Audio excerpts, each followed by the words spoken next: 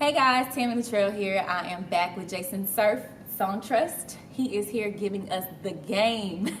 So we've talked about, just understanding what Songtrust does, the different types of royalties, and right now he's going to break down the types of publishing deals that are offered, that are out there, and how, Songtrust can help any aspiring songwriters, producers, independent artists who may not have a pub deal.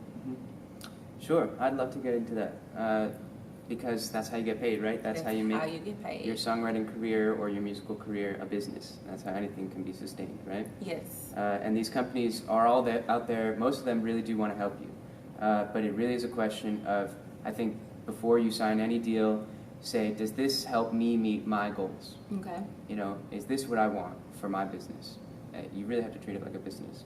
So the first deal I'll talk about is the straight administration deal or the admin deal. Okay. And that's what Songtrust is offering. That's administration, purely just registering your works and collecting the money that you're due as an owner.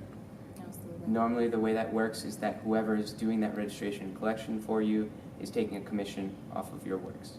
And Songtrust, the walk-on deal is at 15%, and that's an industry low standard for publishing administration. Yes, definitely a low percentage. Mm-hmm. Only very, very high earners, like the Rolling Stones or someone, would get like a very low commission on a straight admin deal. Right. So that's what you want to do if you have splits in various places. You're a producer, you happen to work on this and that project, or you have a popular catalog and you want to maintain all of your ownership, and you want to collect your money. Mm-hmm. Then it gets a little more complicated.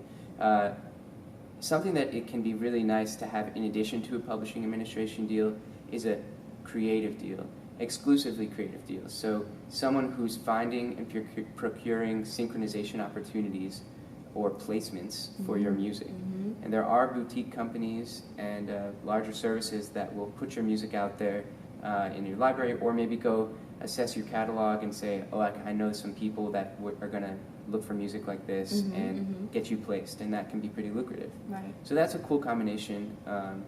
You can also do that yourself. You can manage your own catalog and pitch your music to a bunch of people, make connections yourself, Right. and find creative opportunities for your music. Maybe your manager can do that, or just a team member. Yeah. Then it gets a little more complicated. So sometimes if you are an artist and you have a full album or a couple albums or maybe a whole legacy catalog, and it's pretty valuable, it's very valuable active copyright, often a publishing company will come to you and say, hey, we want to own 50% of this for the next 4 years, or various terms. Yes. And they say, they might even offer an advance. They say, we'll give you this much money up front, you can recoup it over this term, and we're going to own half of your music or some percentage of it. We'll pay you out your ownership as well. We'll help administer and register it, but we're also going to do very creative things with it, like placements. Maybe they have in-house producers or in-house collaborators. Maybe they set you up with some cool co-writes.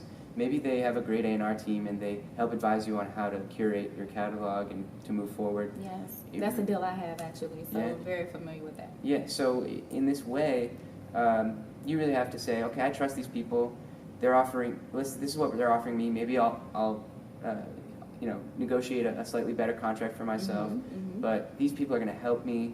This is good for me and my business. And usually the way co-publishing deals happen is that you're shopping around. Like, you have a valuable catalog there, and you're actually talking to many, many publishers. Right. And the cool thing I want to point out here is, if you're already collecting with administration deal, like with Songtrust, you have the flexibility to continue getting your check, but shopping around your catalog to many publishers so that you can graduate Songtrust or graduate from your publishing administration deal and really sell some ownership or do some sort of creative negotiation where you find some sort of mutual value between you and a company.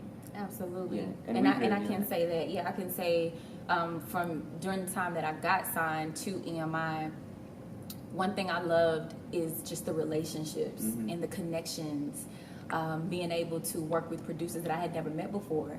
They may be in New York and I'm in, Houston or Atlanta, but because we were affiliated with that same publisher, they were able to connect us and voila, we made this, great music together. And you would find yourself in situations that normally wouldn't happen had you not been affiliated with the organization. So I really, I second that with, knowing and really assessing whether or not the partnership between you and another publishing company is going to be valuable, and how valuable, would it be to sign with them and, and do a co-pub deal, because there has to be some type of benefit, instead of them saying, hey, we just want to own, the percentage of your catalog and we'll advance you this much. Okay, but what are the benefits? What am I going to gain from it? And I've also gotten some great friendships that, I will probably have for the rest of my life, just being affiliated with a publishing company that was able to help me through my co-pub deal. So that's great to hear, and that's ideally how everybody's publishing deal goes, or how everybody's musical career should go, is these mutually beneficial agreements. Yes. Unfortunately, you and I both know that there are unfortunate situations where people see a big advance and they sign away their ownership, and then years later, something hasn't happened. They haven't recouped, or they haven't fulfilled an agreement, and they're unable to regain their rights. Right. So we deal with a lot of people coming to Songtrust saying, I inherited these rights from an estate, or I was a writer on this platinum album, but I haven't seen royalties in years. And you got to be careful what you sign, and you got to get some good advice, ask around. A cool piece of advice I've heard: talk to someone who is not in the music industry and see what they really think about what your agreement is and whether it makes sense. But also, it's good to have insiders who can really advise you honestly. Yes, who can mentor you through the process as well. A lot of writers and producers, that we're kind of all in that little family, that little hub of being published. But there are there's so many independent songwriters and producers that have not been signed, and they kind of just don't know where to start, who to talk to, who to ask, and so I think that's a part of my platform anyway, is just to be that conduit, to be the person to kind of help them understand, different benefits and, right. Things to think about before they make a decision, because it is a very big decision. Yeah, and just one more thing, if you have an active admin deal, like with Songtrust, for example, and you have a history of earnings, that's a great thing to show to some person you're negotiating with, like, look, I have recurring earnings in these territories, and this would be of value to you. And then you can also get creative syncs independently.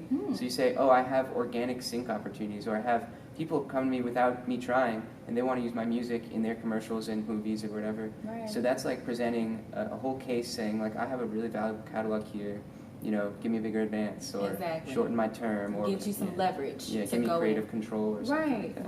Right. No, that's awesome. So Songtrust helps with developing, your catalog in a way that you have your reporting, you can see, where it's tracked, how well it's doing, the revenue that's coming in from it, and that's usually what someone can take if they know, hey, my catalog's pretty popular, you should check this out. You guys will provide that information. That's right. That's awesome. So we have the admin, the co-pub, and is there another? So it's admin, exclusive creative, co-pub deals, and then the two others that are a little more niche are work for hire, and that means you give up all your rights and ownership. Your name doesn't even have to be on it. Yeah. You just did it for them, which is used. It's used in a lot of cases, different cases where they want to kind of put a name on it, or maybe it's a production house and they want to own all the copyright. The copyrights. And you're just kind of working hourly or working per project. Right. And then there's something cool for like real down to the heart songwriters who just wake up every day and write. That's when you have a huge catalog to show and some great talent, and then a publishing company will say, we want you to be our exclusive writer, and you can clock in hourly or have some sort of reoccurring salary or something like that. Like a monthly salary, stipend, something like that. And then you just write, and you're their writer, and that's pretty special. So that's happening a lot in Nashville still, but it's a little bit of a more old-fashioned model. Yes, definitely old-fashioned. I'm not sure if, being that the industry has evolved so much on the digital side, I'm not sure if co-pub deals or even just publishing deals are being handed out as much as they were. How do you feel the climate has been, being that we are in a digital age? Do you see a lot of publishing deals happening now, or has it just been an uprising of so many independent songwriters and producers that are like, no, I'm good, I can just come to Songtrust and I don't need your money to owe you? Yeah. I'm so glad you asked that, because that's something I really see. I really see that there's this stratification happening. It's all spreading out into independent creators' hands, Okay. and the resources are there for them to work on many projects, release their own music, find organic traction and popularity as an independent creator, and maintain all their ownership. And that's out there and that's working. So I think there is this shift to everybody maintaining their rights and just using these collection services to handle that, their admin, and then building a team around them. Right. It's funny, you know, Chance the Rapper is a great example of someone who's like, his whole brand is like never signing and everything. Yeah, I mean, if you're watching this, like, we still want to talk to you because we don't take your ownership, and we'll collect your royalties globally and directly. And I know you have a team working for you, but let's talk. But the point is, like, it's in our hands as the creators and the producers and the collaborators. Awesome. There are just so many different avenues and strategies as someone who owns rights to monetize your works and to find success independently. Wow. Yeah, it's exciting. It's amazing because, you know, I've been in the industry since 2002, and I was just talking on a panel yesterday, and the excitement and the passion and the hunger for wanting to understand the business that that energy I got from the crowd was just, it was phenomenal. And I told them, I was like, you guys are so lucky, like, to be in this new digital age where, you know, you can pretty much call the shots, you know, whereas all the resources that we have today to be able to publish our own works and have it adminned and, you know, be able to distribute it out to, you know, a lot of our fans and really be able to make revenue, you know, earn revenue from it and provide for our families. That type of thing just didn't exist back in the day. Right. And so I think it's really no excuse, which is why I stress so much on educating and being educated in the industry. If you're trying to be in the industry, you need to understand the business. You need to understand what you're getting yourself into so you can protect yourself and ultimately be able to, you know, earn a living. Because there are independent artists out there that are making some substantial money and being able to broker deals and all kinds of stuff, and they're independent. So I just thank you so much for giving that, you know, sharing that information with us. The next video, I think we're going to talk more about, I just want to kind of get into the benefits of working with Songtrust. Sure. And then what do you guys expect for, you know, the upcoming, you know, 5 to 10 years now that we're transitioning out of the physical copies into streaming and digital. So you guys, we'll be right back. Don't go anywhere. And I'm here with Jason Cerf from Songtrust. We'll have some great tips and advice coming for you soon. All right, take care.